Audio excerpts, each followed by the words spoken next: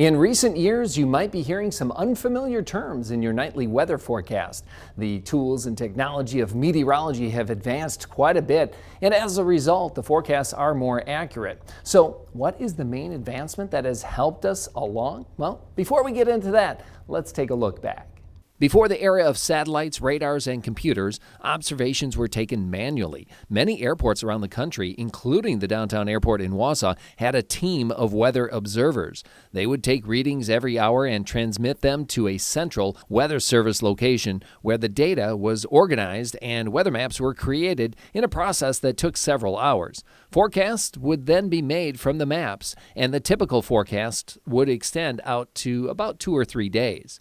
Then along came computers and automation. In the modern day, almost all of the weather observations around the world are taken by automated systems and fed into computers.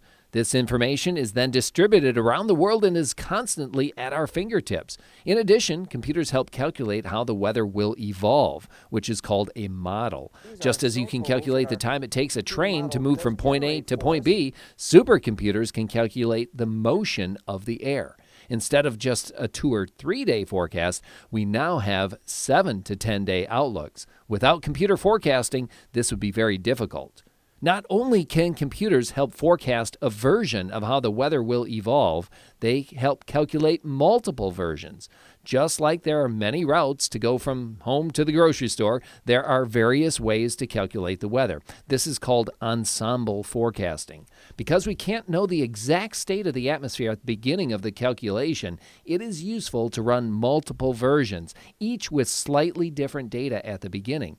This will produce a range of possible outcomes and helps pinpoint the most likely scenario. With improvements in computer technology, communication systems, radars, and satellites, it is likely that forecasts will continue to improve. However, because the atmosphere is a chaotic system, it is not likely that precise day-to-day weather forecasts will ever extend out to more than 12 to 14 days. For News 9, I'm Chief Meteorologist Justin Lowe.